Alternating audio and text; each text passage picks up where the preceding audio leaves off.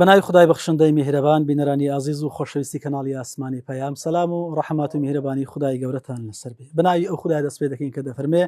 ذلك ومن يعظم شعائر الله فإنها من تقوى القلوب. لە دەستپێکا جەژنی قوربانی پیرۆز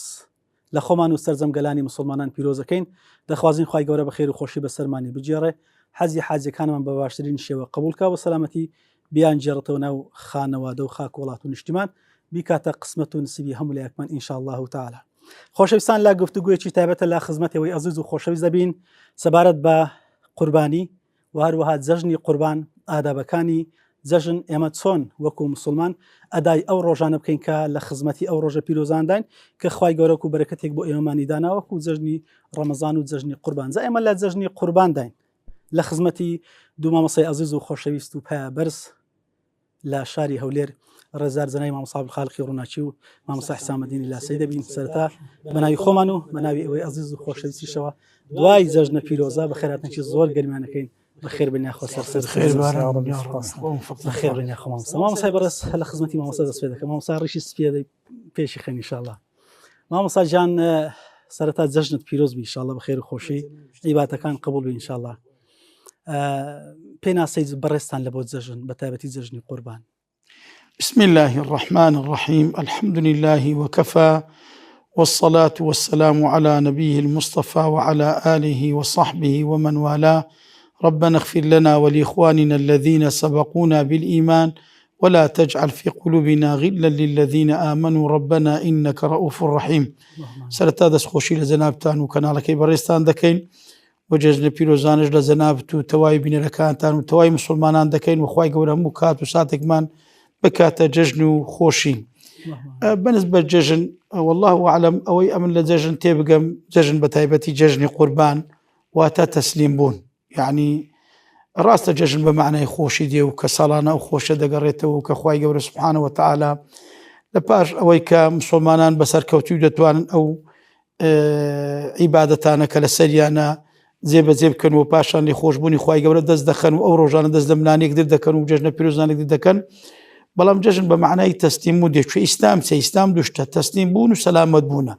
ئینسان ئەگەر تەسلیمی خوای بوو قەلبەن و قالبەن لە بەرامبەردا خوای گەورە سەلامەتی دەکات لە شەیتان، لە گوناح، لە تاوان، لە خراپە، لە ستەم،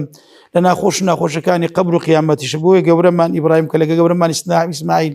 بەجووتە کە تەسلیم فەلەما ئەستەمە وەتەلەه للجەبین یەکەم سەر خوای گەورە بەرانێکی لۆ ناردن واتە سەلامەتی پێبەخشین کەواتە دەبێ ئەمە فێر ببین کو تەسلیمی خوای گەورە بین سوبحانەه وتعالی. ئەگەر بە سەربڕینی خۆشمان بی، ئەگەر بە لێکردنەوەی ئەندامەکانمان بی، ئەگەر بە قوربانیدان بە منداڵمان بی، بە نەفسمان بی، بە نەفیسمان بی، کوێ سەلامەتی قەبر و قیامەت و دنیا ئێمە لەوەیدا کە تەسلیمی خوای گەورە بین. و جەژن بە معنای سوپاس گوزاریش دێ کە خوای گەورە سوبحانەه وتعالی کە ئەو نیعمەتە گەورەی لەگەر ئێمە کردیە قل بفضل الله وبرحمته فبذلك فليفرحوا ذلك خير مما يجمعون. يعني خير لوي قورة خوشي لوي قورة الحمد لله ما خواي قورة ما الناس بحق خواي قورة ما يخصو تسر راس الشقامة كي يستمر سر أورينك بيغمبران لسر بوينا كنبيين والصديقين والشهداء والصالحين لسر بوينا كأوري راس تخوذ ما قيت باشتي خواي قورة باشن خواي قورة ما داخلي أو رحمتي كرديا كبيغمبري صاصم بيروان كرديا بەو فەزل و بەو بەخشە خوای کە خۆمان دەناسین دەزانین چینە لە شێ هاتینە چۆن هاتینە بۆچی هاتینە فێر بینە کو بژین چۆن بژین بە چ بژین بزانین حەق چییە باتڵ چییە و ئەلحەمدوللا بەرچاومان ڕۆنە و دەزانین بەرەو چ مەئالەکی دەڕۆین و پاشانیش بۆی دڵمان خۆش دەکەین کە خوای گەورە سوبحانەه وتعالی بەو جەژنە کە جەژنی قوربانە دووبارە گیانی بەبەرژیان کردەوە خەڵکی ئازادێک کوێ بەر لە هاتنی جەژن کاتی خۆی خەڵک منداڵەکانیان دەکردە قوربانی بتوو بتخانەکانیان. الحمدلله ئیسلام ئەوی بە پێغەمبەر ساسم هەر بە پێغەمبەر ئیبراهیم و بە گەورەمان ئیسماعیل هەرگرت ئەو ڕۆژ خەڵکەکەی بەداخەوە خۆی دەکاتە قوربانی ڕێبازی شەیتانی،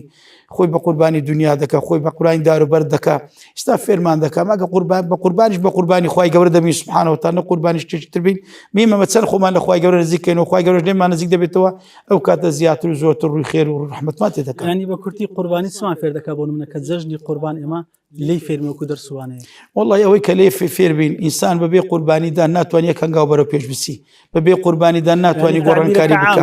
بەبێ قوربانیدان ناتوانانی بەهەش دەست بخە. دەبێ ئێمە قوربانی بە هەموو شتێکی خۆمان بدەین. ئێستا و بارودۆخە خراپەی کە ئێستا تێداینا ئەگەر خەڵکانێکمان هەیە کە خەڵکەکی زۆر قوربانی لۆدان ئەگەر ئەو ڕۆوان بێن ڕەدی چاکەی خەڵک قوربانی لەو خەڵکی بدەن بە بەرجەمەند و مەستەعاتەکان بەخۆی و کاتە ژیانمان خۆش دەبی سەلام و سەلامەت و لەموو دنیا دەکا یعنی ئەوەی کە فێر دەبین ئەگەر ئەمە گیانی بەرخۆدان و گیانی قوربانیمان تدا نەبی نەدەتوانین ڕەزابوونی خوای دەست بخەین نەباشی خوای دەست بکەین و نەتوانین خۆمان و کۆمەلگا واقعیەکەی خۆشمان بگۆڕین. بارەکەڵڵا.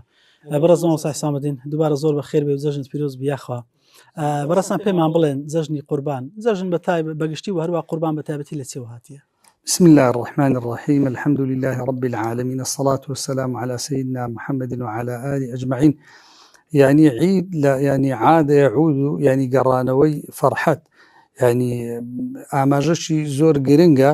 یعنی کە خوای گەورە مەبدەئەکی قورئانیە دوو جەژنمانەی هەردووک لە پاش عیبادەتی زۆر گەورە دێن کە ئەنەما ئاماژە ئەکا هەر کاتێک ئینسان لە قورئانیشە ئەگەر ڕۆژێک باتە سەری بە عەمەلی ساڵح بە دوورکەوتنەوە لە گوناح خەڵک ئەزیەت نەدا ئەم ڕۆژەی جەژنە فیترەتی مرۆڤ وایە هەر کاتێک گوناح نەکا تاوان نەکا عیبادەتی خوای گەورە جێبەجێ بکە ئەبیتە فەرحەت و جەژن و فەوز و فەلاح و تو تەماشا قورئانکە خوای گەورە فەرمێ فإما يأتينكم مني هدى فمن اتبع هداي فلا يضل ولا يشقى. خوي تعالى فرم من عمل صالحا من ذكر أو أنثى وهو مؤمن باشان سيدي فلنحيينه حياة طيبة لدنيا لقيامة ولنجزينهم أجرهم بأحسن ما كانوا يعملون فليعبدوا رب هذا البيت الذي أطعمهم من جوع وآمنهم من خوف استجيبوا لله وللرسول إذا دعاكم لما يحييكم. هر کاتێک لە قورئانە یعنی عیبادەتێک هات عملی ساڵحات لە پاشی فەوز و فەلاح و شادومانی و ئارامی و جەزا و پاداش دێ ئەبێ ئینسان بزانی فطرة الله التي فطر الناس عليها. ئەگە کەسێک ئێوێ هەموو ڕۆژێکی جەژن بی وە کۆرەی هەموو ڕۆژێکی بەهار بی با ئەو ڕۆژە خەڵک ئەزیەت نەدا درۆ نەکا گوناح نەکا حرام نەخوا فیترەتی ئینسان خوا وای دروست کردیە تحمل چۆن ئێستا دڕکێکت لە پێ ڕابچی هەموو قال بجژانەکە شتێکی غەریبە دێتە ناو گوناح خوای گەورە گوناحی لە ئینسان حرام کردی حرام یعنی ئەو جسمە قبوڵی ناکە حرام و گوناح و غەیبەت و ئەزیەت و خەڵ بەڵام ئەگەر وما خلقت الجن والإنس إلا ليعبدون مادام خوا ئینسانی لۆ عیبادەت وخلق الموت والحياة ليبلوكم أيكم أحسن عملا ئێمە لۆ عیبادەت و أحسن عملا دروست حتى ئینسان کە ئەمری قال ربي ارجعوني لعلي أعمل صالحا فيما تركت يعني لو لێ ئەو دوو جەژنانە ئەوەمان پێئرێن ئەگەر کەسێ ئێوە شادومان بی ئێوێ هەموو ڕۆژێکی جەژن بی با کاتەکانی لە عیبادەت لە تاعەت لە ذکر لە بەیک اللهم لە تەوحید لە خواپەرستی بچێتە سەر یەقینەن هەموو ڕۆژێکی فەرحەتە بی ینی بیر کاتۆ یان وەکو خوای گەورە ئەو مامۆستا فەرمووی ئەو ئاەتەی خوێنە قل بفضل الله لەوە چی خەڵک برێ زروف ناخۆشەوە ئێمە دڵمان بە فەضلی خوا بە ڕەحمەتی خوا بە واسعی ڕەحمەتی خۆی بە مەغفرەتی یعنی کە ڕۆژێک لە ڕۆژی مەسەلەن عەرەفە خوای گەورە ئەفەرمێ لە یەدنو یعنی نزیکە بیتۆ لە بەندەکانی ئەفەرمێ یا مەلائکەتی ئوشهیدکم شایەتان کەمە شاهد إني قد غفرت لهم قال لو أنا خوش وإن كانت ذنوبهم بقدر قطر السماء يعني أو الرمال الأرضي يعني أجر جناحي بقدر يعني رملي أو دنيا أو قطري آسمان بي لجناح كان خوش عبد كان آزاد كان لأجري جهنم تسكية نفسي إنسان ما تسون إنسان ضلي خوش نبي خوايا شوا مر برحم وبزي ولطف ضلت خوش نبي بكتابي خوا بهداياتي خوا ولتكبر الله على ما هداكم الحمد لله الذي هدانا لهذا وما كنا لنهتدي لولا أن هدانا زاد زجن يكلو أواني أو دربريني فرحة خوشي تبسمك في زانيان أرين صدقاتي أخلاقي زور قورتر لصدقاتي مالي لزجنا صدقاتي أخلاقي تبسمك في وجه أخيك صدق كلمة الطيبة صدقة سرور تدخل في قلب مؤمن أفضل الأعمال إلى الله كسيد الخوش كي سيدان زيارتك كي أفرمت توقلقر كسيك إذا التقى المسلمان بيغمر فرمت دستيان خستنا ودستي يكتر توقيان كرد أفرمي بقدر أويكا توقع كان قناه كانيا لهل أور الليك زيانابنو إلا أخوالا قناه كانيا خوش بعجبا لأمر المؤمن إن أمره كله له خير أو زجنج براسي زجني خير بيكاتنا ودربريني خوشي وفرحته يعني قرباني ويعني ليك نزيبون ووسيلة الرحم توحيد وتكبير الله أكبر ونوجي زجنو بيكوت وحدة مسلمانان وزورك لو معناه نيتر دەست خۆش مامۆستا هەر دەکرێت ئەوە پێمان بڵێ مامۆستا لەوەرێ ئەمڕۆمان بە تابەتی گەلی کوردی مسلمان معانات و کێشە و گرفت و خەم و خەفەت و شەڕ و ئاشوب ئەو شتانە هەن بۆن منە وەکو ئیماندارێکی کردداری چۆن بتوانێت دڵی خۆمان خۆشکەین ئەو خەم و خەفەتانە وەلانی دڵمان بە ئیسلام و عیبادەت و پەرشەکان خۆش بکەین و بەشارەتێک لە بۆیان یعنی بەڕاستی ئێمە دڵمان خۆش بی بەشدارین لە زوڵم بەشدارین لە قەتل بەشدارین لە دزی ئەبی برین الله خوای گەورە فەرمێ یەهدی من یەشاء خوای إن الله اصطفى خوا اصطفاء ربك يخلق ما يشاء ويختار ئەبی برین یا الله الحمد لله خوایە ئێمە بەشدار نەبووین لە زوڵم بەشدارنین لە دزی بەشدارنین لە خیانەت بەشدارنین لە قەتل بەشدارنین لە ئەزیەتدانی خەڵک ئێمە ئەبی زۆر سوپاسی خواکەین ئەگە کەسێک لەسەر سێڕاتی مستەقیم بی دڵی ساڵبی بەرامبەر بە خەڵک یعنی بەڕاستی ئەوی دڵی خۆ ئەگەر خوا تەوفیقی دابی بتوانی تەسکیەی نەفسی خۆی کا ڕق و بغز و حەقدی بەرامبەر خەڵک و کۆمەڵان نەبی چکە وەکو مەولانا ئەفەرمێ هەنگاوی یەکەمی بەرەو خواچوون پێ لە نەفسی خۆنانە ئەسلی ئەخلاق و سلوکی ئیماندار ئەوەیە بتوانی عکسی نەفسی خۆی بجولێتەوە ئەمما من خاف مقام ربه ونهى النفس عن الهوى فإن الجنة هي المأوى زان لەو جەژنە دڵمان خۆشکەین بەوەی کە پێک بینەوە لەگە خەڵک دڵمان صافکەینەوە حەقد و کەڕاهیەت نێرین بەرامبەر یەکتر جا بەڕاستی ئەو جەژنە ئەوە تەوجیه نییە هەر لۆ دوو جیران خۆزگە سیاسیەکانیش مثلەن ئاشتەوایی کەن فەرحەت دەربڕن شتێک برێن دڵی خەڵک خۆشکەن مثلەن ئەو حەقد و کەڕاهیەت و لێ خوێندن و یەکتر ناشیرن کردن و ئەو خیتابە سیاسیانە دائەبەزی لۆ کۆمەڵانی خەڵک بەعزە خەڵکێک یعنی ئەکەوێتە حەقد و قینە و ڕق و منافەسەی حزبەتی و لە ئەوانە بەڕاستی تاوانن ئینەما ئومەتکم ئومەتەن واحیدە یەکێک لە حیکمەتی جەژن و حەج ئەوەیە پێت برێ ئومەتەکان لۆ حەج هەمووی کۆ ئەکاتۆ غەیری ئیسلام هیچ فکرێک هیچ ئایدۆلۆژیەک لەو کەونەی نە قەومیەت دیتمان ئایا ئەوانەی فکری قەومیان هەیە خەڵکیان کۆ کردویان پەرتەوازیان کرد ئایا ئەوانەی فکرێک دیموقراتی و فلان و شوعیەت و نازەمچیە خەڵکیان کۆ کردو یان تەفرەقەیان خستە مابەینی طبقەک لەگەر طبقەشک و ڕەئسمالیەت خەڵک کۆ ئەکاتویان طبقات دروست بەڵام ئیسلام تەماشای حەجکە هەرچی لۆغەی دنیا ئینگلیز و فارس و کورد و عەرەب و هەمووی بە یەک جلک هەمووی ئەرێ لەبەیک اللهم لەبەی هەمووی لە ڕۆژی جمعە پێکەوە کۆ ئەبیتەوە هەمووی لە نوێژەکان پێنج فەرز کەسیش ناتوانانی برێ ئەمنەسمە پێشەوە کورسێک ئەوە کورسی VIP نیە لە ئیسلامە ئین ئەکرەمەکم عند الله ئەتقاکم فقط ئیسلام ئەو قودرەت و هێزەی هەیە لەسەر ئەو کەونە بتوانی خەڵک کۆکاتەوە وەکو برا هەموو چین و توێژەکان هەموو طبقەکان گەورە و کچکە ژن و پیا و هەمووی إنما أمة واحدة كمثل الجسد الواحد لن تدخلوا الجنة حتى تؤمنوا ولن تؤمنوا حتى تحابوا بغير أو إسلامي خواي قورا فرما أي پیغمبر لو أنفقت ما في الأرض جميعا همو أو سر زوية إيتوبي ببخشي ما ألفت بين قلوب ولكن الله ألف بين قلوب خوا أتواني دڵە کام بگەینێ دینی خوا منهجی خوا وفعلا توانی صحابەکان چۆن بوون ئەهلی سەلەف چۆن بوون تابعی چۆن بوون ئێستاش ئەبێ خەڵک قەناعەت کا بەو مناسبانە ئەگەرەتەوێت تەوحید ئەگەرەتەوێ یەک ببی ئەگەرەتەوێ یەک خەی هەمومان دڵمان فقط ئەو ئیسلامە ئەتوانی یەکمان خا بەغەیری ئەوە فماذا بعد الحق إلا الضلال يا ربي دەستخۆش بارك الله بكم بەڕێز مەوەسا خاڵقی ڕووناچی ئێمە لەنێو دەکەینێ ئەو چەند ڕۆژەی جەژنی قوربانی پیرۆز وەکو مسلمانێکی ملتەزیم و تابع بە پێغەمبەر صلی الله عليه وسلم ئەو ئاداب و خەسڵەت و ڕەوشتانە چین ئێمەمان پەیڕەویان بکەین لە جەژنە الله خوای گەورە فەرمێ وما خلقت الجن والإنس إلا ليعبدون ئەمە لە پێناوێکم بەس بچکرانەکە ببینە عەبدی خوای چۆن دەبینە عەبدی خوای بە پێی ئەو شریعەتەیان ئەو نەخشە ڕێگای کە خوای گەورە لە بۆ ئێمە دیار کردی جاگەر ئەمە هەموو شتەکانمان بە پێی شەرع بوو وموافقی سنەتی پێغەمبەر صلی الله عليه وسلم هەموو شتەکانمان لۆ دەبێتە عیبادەت شتە عادەتەکانیش دەبێتە عیبادەت زال بۆی بتوانین ئەو دوورشمە بە بەرز ڕاگرین ومن يعظم شعائر الله فإنها من تقوى القلوب جەناب لە سەرەتای ئاەتەکەت خوێندەوە بۆی ئەو دوورشمە خۆی شەرعیە بە گەورە بگرین پێویستە ئەو ئادابانەی کە دانرایە لە بۆمان کە ڕەچاوی بکەین لەوانە بەنسبەت ئەو تەکبیر لێدانە زۆر گەورەیە کە زۆرە تەکبیرمانە تەکبیرێکی مطلقمان هەیە تەکبیرێکی مقەیەد تەکبیری مطلق ئەوە لە یەکەم ڕۆژی نوێنی حاجیان دەست پێ دەکات تا دەگاتە ڕۆژی عەرەفەی لە هەموو کاتەچی و گەورەمان عەبدوڵڵای کوڕ عومەر و گەورەمان ئەبوهورەیرە کە دەچونە ناو بازاڕ تەکبیریان لێددا و خەڵکیش بە تەکبیریوان تەکبیریان لێددا و تەکبیری مقەیەدیشمانەیە کە لە سبەینی ڕۆژی عەرەفەی دەست پێ دەکات تا ئاخر ڕۆژی ئەیام التەشریق واتە کۆتا ڕۆژی جەژن لە دوای نوێژی عەسر تەکبیرەکە ڕادەوەستی کە داواکاری خوای گەورە لتکبروا الله على ما هداكم ولعلكم تشكرون يعني فير ببين لسوي كخواه دادين تنهاوتنا الله بقورة بقرين وربك فكبر أي ما دونه فصغير فعقير تنهاوتنا الله بقورة بقرين وبيزقل الله بيز مقرين حتى بيغمبر دفرمي قورتين دعاء عرف فيها بلام تمشي دعاء عرف بكن كهمو بيغمبران كرت يعني قال بيغمبر صلى الله عليه وسلم خويز دعوة كارشي دنيا تدانية يكشتا لا إله إلا الله وحده لا شريك له له الملك وله الحمد وهو على كل شيء قدير يعني تنها خوا بيقرتنا تنها تسليمون بخواي قبر سبحانه وتعالى تنها استعيش خواي قبريه هز دعوة كارشي دنيا تدانية كبراسي إنسان دبي تو تسليمي خواي قبر سبحانه وتعالى أجر أما خوا من بقبر قرت بيزقل خواي قبر وأنت اللي بتشوك بيز دقرين وربما قلكانك ما بقبر قرت وخواي قبر نينا زور بتشوكن دبي بقرن لبوي فير بلوي بيغمبر دفر صلى الله عليه وسلم زين وعيادكم بالتكبير وجهنا كان خوتان برازين وبس بالله اكبر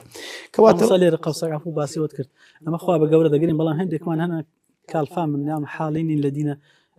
شتانك بقوره دقين لبال خوا بون منا او امش قاري برصان لبوانه سين يعني ذكري هردو شان بقوره بجيل نخير يعني اما سرتا الله بقول دقين شو ما قدر الله حق قدره يعني قول ما نعكاتنا وقومك يبو بري بزفر ما لكم لا ترجون لله وقارا يعني كات خوي ريزان ودار برد بس ريزان خوي بزين ديشت بالله اما الاسلام في ربونا يعني وانزل الناس منازلهم باب قبريه دع قبريه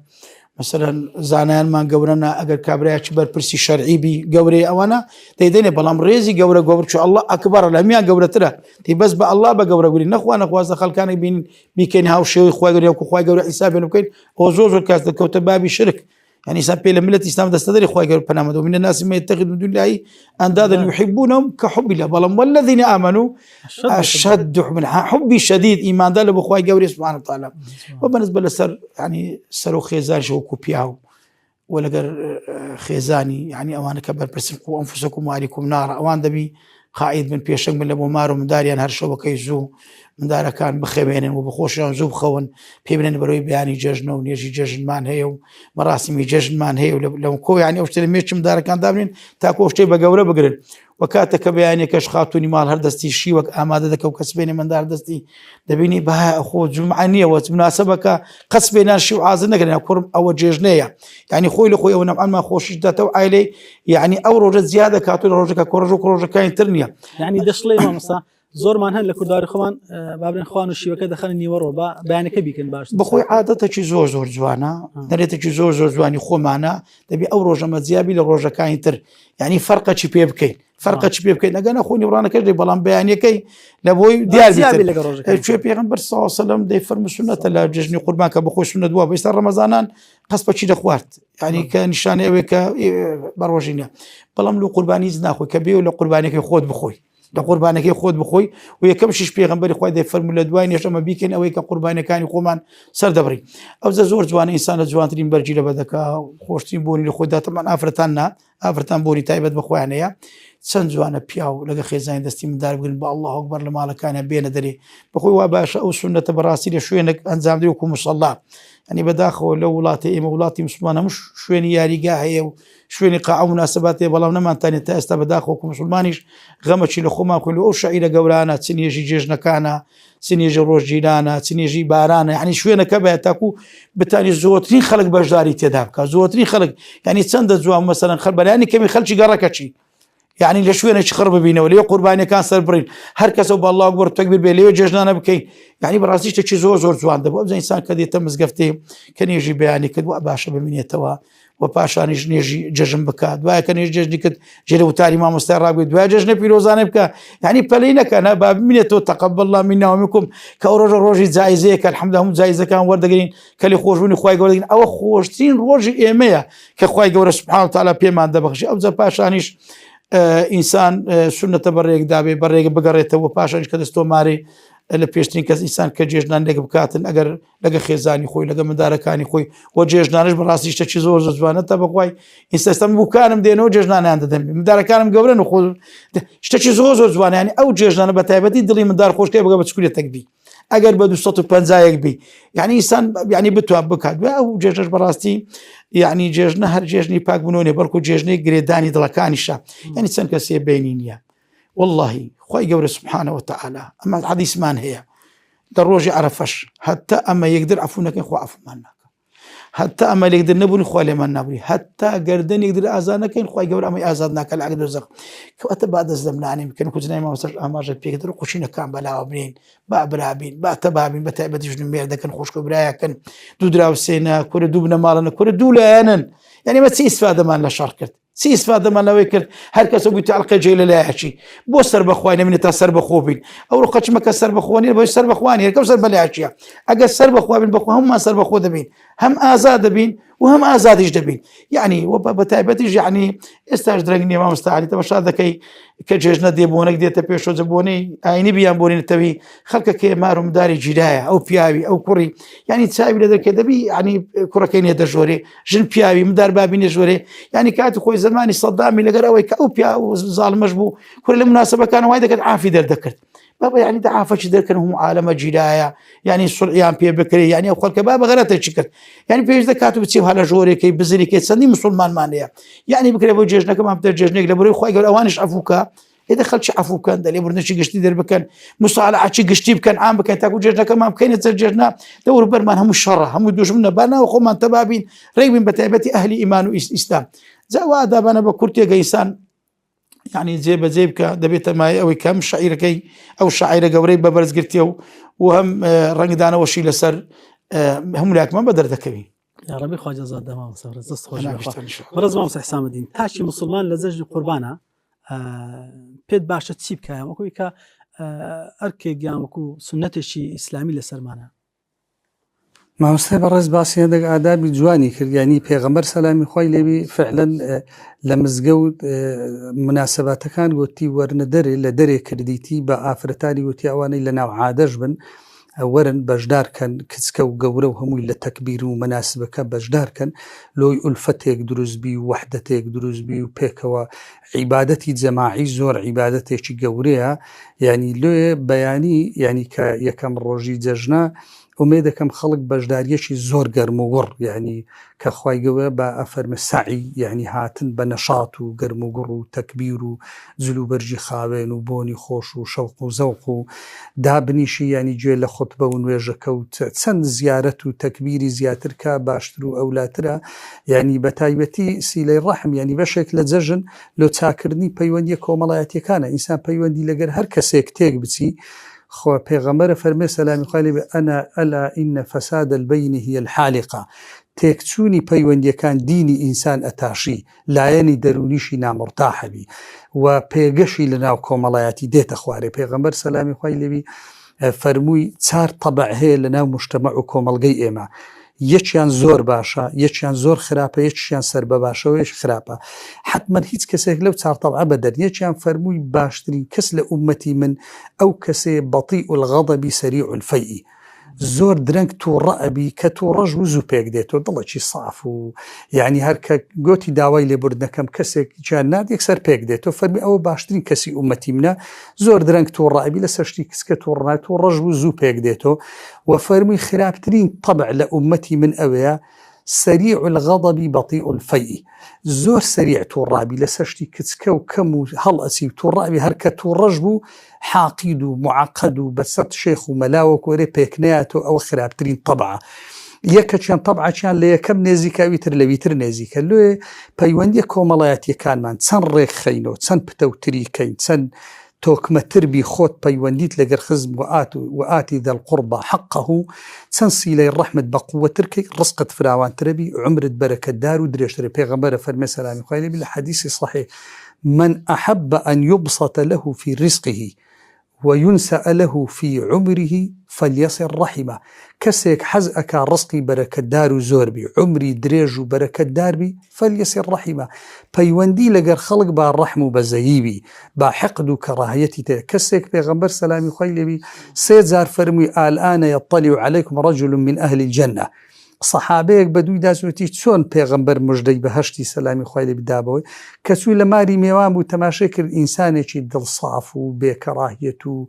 حەز بە هەبوونی خەڵکەکە خەڵکی خۆشەوێ حەقدی نییە فەرمی وەڵڵی تۆ بەوەی پێغەمبەر سەلامی خوای موژدەی دڵساف و پاشی لا خەیڕە فی من لا یەئلیف ولا یؤلف ئولفەت بدا و لەو جمعە سیلەی ڕەحم لەو جێژنەیە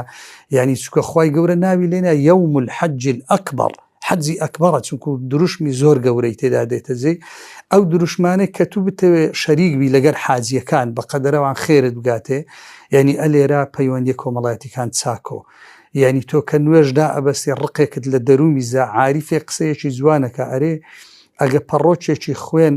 لە ناو گیرفانت بی نوێژت دروست نییە ئەی ئەگەر حەقد و کەڕاهیەتێک لە ناو دڵ و دەروونت کە ئین الله ينظر إلى قلوبكم لو يعلم الله في قلوبكم خيرا يؤتيكم خيرا ئەگەر دڵی ئینسان پاک نەبی بەرامبەر خەڵک چۆن نوێژ و تاعاتی قبوڵەبی لۆیە بەڕاستی ئەو جەژنە دڵی خۆ سافکە ڕەحم بە خۆتکە لەبەرە ئەگەر ئینسان باری دەرونی تەواو بوو یەقیناً لەشیشی ساغەبی دڵی خۆشەبی ئەگەر باری دەرونیت خراپ بوو بەرامبەر خەڵک لاشە و عەقلیشت باش نابی پێغەمبەر یعقوب سەلامی خوای لێ بخوای گەورە فەرمێ وەبیەضەت عەیناه من الحزن فهو کەظیم چاوی لەبەر چ کۆرە بوو لەبەرە حزن و ئەفەرمێ یەومە خوای گەورە فەرمێ ویلدانە شیبە یعنی لەو ڕۆژە ئەفەرمێ ڕۆژی سەخت کە ئینسان قەلەق بی دڵە ڕاوچەیت باری دەرونی تەواو نەبی لایەنی جەسەد و عەقلیشی تەواو نابی لۆیە ئینسان ئەگە پەیوەندی کۆمەڵایەتیەکانی خۆی بە باشی ڕێکخا يعني وەکوەرێ العقل السليم في جسم سليم و جسمی سەلیمیش لە چێن دەردروسەبیلەوە کە ئینسان باری دەروری تەواوبی باری دەروری خۆت ڕێکخا دنیا ئەوە نەناینی خی گەورە فەرمێ ساعة من نهار كأنهم يوم يرونها لم يلبثوا إلا عشية أو ضحاها ئەو دنیا کەمە ئیوەی نییە تۆ خۆت يعني لە خەڵک بگری تووشی حەقد و کەڕاهیەت بی تووشی ڕق و عەداوەتێک بی کە ئەوە ینی گوناهەکانت چاکەکانت هەباءن مەنثوڕە ئەبا و خێر و چاکەکانی ئەوانیش ینی ئیخۆت ئەڕوال و ئەوان خراپەکان دێنە سەرشاند لۆیە ینی ئومێ دەکەم کە جەژنێکی دڵنەوایی و پێکهاتنەوە و سیلەی ڕەحم و زیارەتی زۆر و تێکەڵاو هەرچەند ئەو دنیا بیانەوێ لێکمان زیاکاتۆ الدين يعني مناسباتنا يعني تجمعنا مناسبات كان كومانا كانوا زارشي تر ألفتو خوشويستي وبرياتي هرسن بيان أمتي إسلامي يعني وجعل أهلها شيعا يستضعف طائفة يعني فرق تسود بيان تفرقا أو مناسباتنا بائمة برين يا دنيا يعني أي دنيا وكشاء صيخي واشهدي إنا بغير محمد لا نقتدي صلى الله عليه وسلم إما هردي لسر ديني محمد سلامي خويلي بي بابا مناسبة بسلمينين أو برياتيا أو سردانو زيارته تواضعه احترامي يكترو بيكات نوا بسلمينين كإما هر إيمان داري الراستقينين بارك الله فيكم آخر مسيخوا برز ومصاب خالقي روناشيم لزجني قربان هي فلسفة وحكمة لقربان كردن سيه والله طبعا قربانیش تشي زۆر گەورەیە کە خوای گەورە سبحانه وتعالى لە ڕێگای ئەو داستانی کە تۆماریان کرد ئەو خانەوادە سەربەرزە گەورەمان ئیبراهیم و لەگە گەورەمان ئیسماعیل وەگەر هازار خاتون کە بابە ئیبراهیم لە تەمەنێکی پیرە ساڵی لە دوو خێزان بە 1200 پارانەوە کە خوای گەورە خستێ ناو ئەگرەکە داوای نەکرد بەڵام بێمنداری پێ تەحمل نەکرا یا ڕەبی خۆیەوەی کە منداڵی نێ منداڵی پێ بدەین کە منداڵ دەیتە منداڵی ساڵح بکەی يعني خوای گەورە ئاوارەی چەند وڵات و شاران بوو ئەو جە منداڵش دێ بەڵام چ منداڵێک فەبەژەرناو بغلام حەلیم فلما بلغ معه سعی کاتێکە گەنج بوو لەگە بای بەڕێ بکە و تا خۆی ئیبراهیم چەند ڕی بۆ منداڵی خۆش و چەند خەونی لەسەر بنیان دایە ئەو جا ڕێخەوە خوای گەورە فەرمانی پێ دەکات دەبی سەری ئیسماعیلی بەڕێمان ناتوانین ڕسەری مەڕەشی ببڕین يعني سبحان الله کوڕەکەت ئەو جا بەدەستی هیچ کەش بقینی بەدەستی خۆت يعني امتحانك زور صعب وقرص وراسي كيف قال وإذ ابتلى إبراهيم ربه بكلمات فأتمهن أو وقال إن جعل من الناس بقوه تا استعداد ما نبي قرباني من إمامة ورناقرين ناتوين ببنيو بيش طيب خلش ناتوين دوباره سيادة وقيادة عالم بكينه بوي ذكري كقرباني بهمش تك ما بدي وكو بيغمبران صلاة والسلام وكو أصحاب وأحبابي بيغمبر صلى الله عليه وسلم كأو خوي قال كبيستي ضلي بابا إبراهيم تاقاته آية كإبراهيم خليل الرحمن أو خوشويستي له خوي خۆشەویستی کوڕی بەشێک لەو خۆشەویستی خۆی کەم کردەوە یاننا امتحانەکە سەعب بوو کەچی با بکوڕ تەسلیم بوون یعنی ئەمە فێرە تەضحیەدان بین فێرە قوربانیدان بین بە نەفسمان بە نەفیسمان بە هەموو شتێکمان لە پێناوی خوا لە پێناوی ڕێزابوونی خوا لە پێناو خزمەتکردن بە دینی خۆ بە خەڵقی خوای گەورە شەمەلە ئیسلام وا فێربوونێت چۆن لە خزمەت خوای بین ئەوەش لە خزمەت خەڵقی خوای گەورە بین چۆن بەرامبەر خوای گەورە بەرپرسیارم کەم تەرخەمە بی بەرامبەر خەڵکیش بەرپرسیارم ئێستا خۆم بە گوناح بار دەدەم کاتێک کە خەڵکە خراپە یان خەڵکە وەزعی خراپە چ ئیشیم نەدەبێ ئەمە محاولە بکەم پەیامەکەم فێرم دەکە ئەو شتە لە سەلام جا لە قوربانی فێرمان دەکرێت لۆیە هەموو ساڵێک کە جەژنی قوربانی دێتەوە دەوێ ئەو واتایە ئەو معنایە زندوو کاتۆ لە مێشکمان فێرە قوربان چۆن ئیزرەتە مساڵێک کە دادێ فێرمان دەکا بە بێ هیزرە ناتوانین گۆڕان کارکە ناتوانین گاگاوە بچینە پێش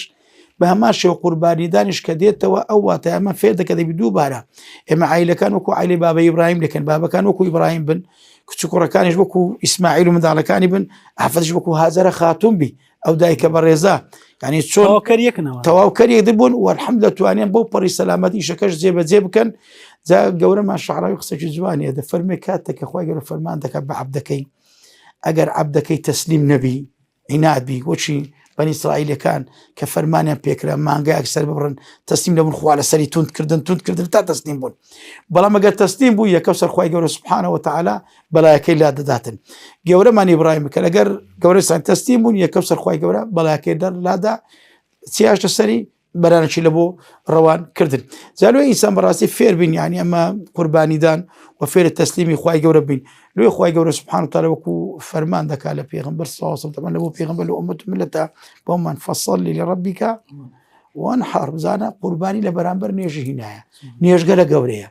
یعنی پێغەمبەر فەرمی ئەفضەل العیبادات علی تەقسیر نوێژە نێژ ناو نێژ ڕەنگدانەوەی عەبداتی و بەنداتی تو لەوێ زیاتر بەدەر دەکەوێت کە دڵ و مل و گەردەن لە خوای گەورە کەچە لە پار ئەوەی باسی قوربانی دەکات یعنی قوربانی گەلە گەورەیە پێغەمبەر دەفەرمێ صلی الله علیه وسلم ئەگەر ئەوەی هەیبی قوربانی بکە ئەو جە قوربانی نەکە با نێژمان لەگە نەکە ئەتو مادەم قوربانی ناکەن و نێژەکەمان لەگە دەکەی ئەوە لە حەقی کەسە چکە هەیبی ئەگەنە خۆی مەسەزانی جمهور عولەما لەسەوەیە کە قوربانی سونەتە چی مؤەکەدێ بۆی قوربانیش سونەتە ئینسان لە ماری خۆی سەر ببڕی بکرێ بەدەستی خۆی سەر ببڕی ئەگەر نە ئامادەبی تاکو بدیندرێ ینی ئەو شعیرە گەورە بە گەورە بگرێ و فێرە قوربانیدان بین ئێمە بە نەفس و بە نەفیسمان جا ئەوەی کە لەو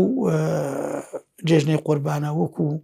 پێیان کە پێمان دەدرێ کە بەڕاستی کە لێی فێر بین بتوانین دووبارە ئەمە خۆمان و ژیانمان و ژینگەمان و بە تایبەتی خێزان کە بەردی بناغی کۆمەلگایە لەسەر ئەساسەشی ڕاست و دروست بەوەی کە هەمومان تەسلیمی خوای گەورە بین ئەوزە لە بەرامبەردا خوای گەورە سەلامەتیمان پێ دەبەخشی بەڕێز مامۆستا سامدین ئێمە وەکو موسڵمان چێن ئەوانە کە قوربانیان با بڵێن لەسەرە یان لە حکومەکەش کە بڕسان تیشکەشی بخەنە سەرێ و بۆ بیکەین ینی قوربانی وتحبون المال حبا جما يعني صون بتوانين او حبي مالا كم كانوا بوي كلفنا اخوا قرباني كزاني ما مصاباتي كر بسم الله الرحمن الرحيم ما باش باسير قرباني يعني فيري عطاء وبخشين وإطعام الطعام لقرآن دا زور خواهي قورة باسي كدي ويطعمون الطعام على حبه مسكينا ويتيما وأسيرا إنما نطعمكم لوجه الله لا نريد منكم جزاء ولا شكورا إنا نخاف من ربنا يوما عبوسا قمطريرا لبروي أي بخشين حەزەکەین خەڵک ماڵی خەڵک ئاوەدانکەین فەقیر تێرکەین حاجەی خەڵک جێبەجێکەین لە ڕۆژی قیامەتە ترسین لە بەڕەزابوونی خوا يعني لن ينال الله لحومها ولا دماء ولكن يناله التقوى منكم كذلك سخرها لكم يعني خوای گەورە فەرمی لۆی ئێمە بزاین خوا ئەو حەیوانە گەورە ئەگەر ئێستا ئەو حەیوانە عەقلی هەبا کە ئێمە سەریە بڕینە باچی لە ئێمە کرد بە بەڵام خوای گەورە سەخرها لكم يعني تو دەست لەسەر ملی حیوان دەنە ملت لۆ کەچەکە لۆی بچەقوی لێدە ینی ئەوە ینی چه عەزەمەتێکی ئەو خوایە کە ئەو هەموو کەون و کائیناتەی مسەخەر کردیە لۆی بزانی ئەی مرۆڤ تۆ زۆر گەورەی لای خوا تۆ میوانی خوای لەسەر ئەو زەویەی سەخەڕ لەکم ما فی الأرض جەمیعا يعني ولقد كرمنا بني آدم أو بني آدم چەند مکەڕەم و بەڕێزە ئەو دار و بەردەی هەموو لۆ مسەخەر کردێ لۆ ئینسانێک ئینجا قوربانیەکەی لۆی فێری عەتابی بەخشین يعني بخشين وعطاء كقرباني يعني بتابتي قوش مثلا يكك لطعام خود لن تنالوا البر حتى تنفقوا مما تحبون أبي فير أناني نبي بس لو خوت محبة تدبوي قرباني بشكل لو تدريب الراهنان عمليانا سون يعني لا يؤمن أحدكم حتى يحب لأخيه ما يحب لنفسه سون من حزكم لزجنا ماله من ضالب قوشت وفرحته أبي حزكم ماله فقيران لو أو فرحته هم خلق بقريتوا يعني أو بما نريد زجن ما أبي بهمو ما نبيك ودل خوشي دربري نخوشي بلو همو معنا همو مشار كمثل الجسد الواحد يعني وكو يك جسد وابين أبي بيت خوش مال فقيرش آودان كيو أبي طبقي دولة مندو فقير ليك نزيق بيتو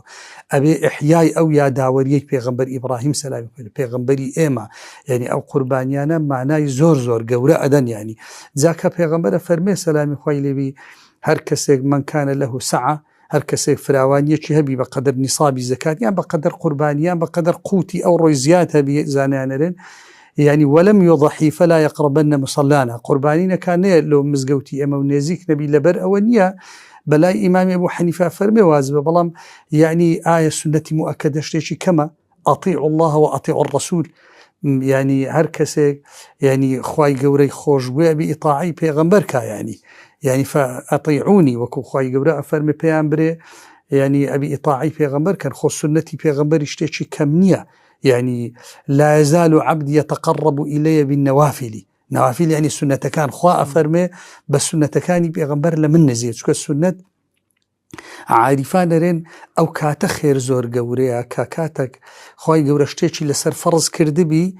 قوريا خيري بلام أقر نيكي عقوبة أدري ناشير نبي بلام كشتيك لسريشت فرض نيو أيكي ميداني محبتي إلهية تشبيه نبي أتيا دائريك أقا كابراي مدير شتيشي لسر واجب لوت كازور من تتبينيا بلام أقا هستي بيشتكت لوبكا كالسريشي واجب نيو إيشي أو نيزور من تتبيا يعني خواهی گەورە مەدانی سنەتی لۆی هێشتێتەوە چێ خوای زۆر خۆشەوێ چێ زۆر دەست بە ودینەوە ئەگری ئەوانە سنەتی مؤکدە کە بەڕاستی تعظیمی شعائیرێکی زۆر گەورەیە پێغەمبەر فەرمێ سەلامی خوای لێبێ شەڕی ئومەت ئەو کەسەیە کە شعیرە و سنەتێک لەویوە کۆتایی بێ با لەو ئومەتەی ئێمە کۆتایی نێ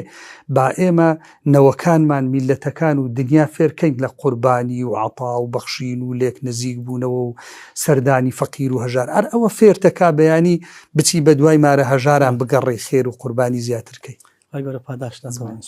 مامۆستا کەمتر لە خولەکەک گرنگتیمان بدێ لە پێغەمبەر صلی الله علیه وسلم کە ببەخشین کەم ناکا بەس بە کورتی والله حديثة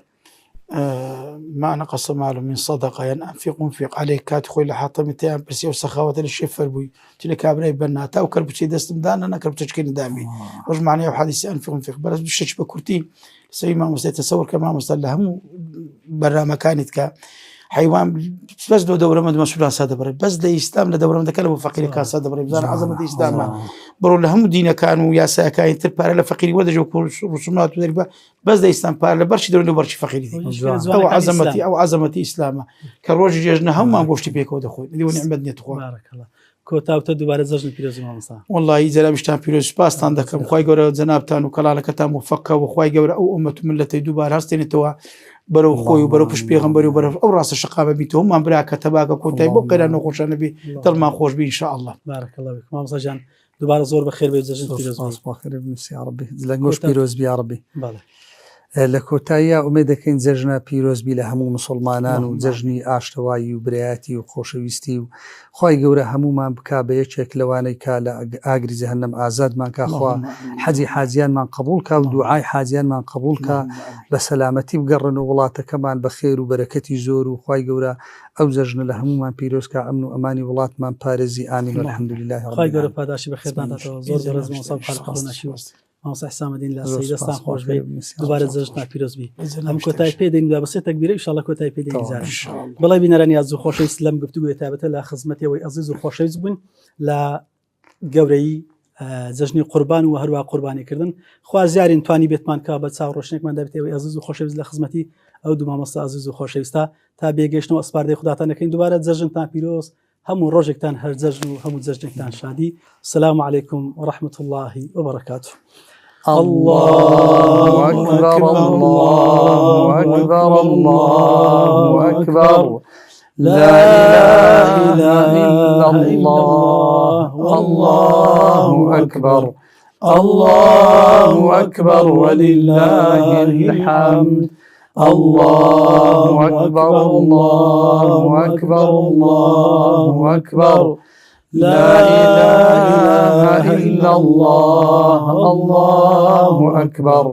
الله أكبر ولله الحمد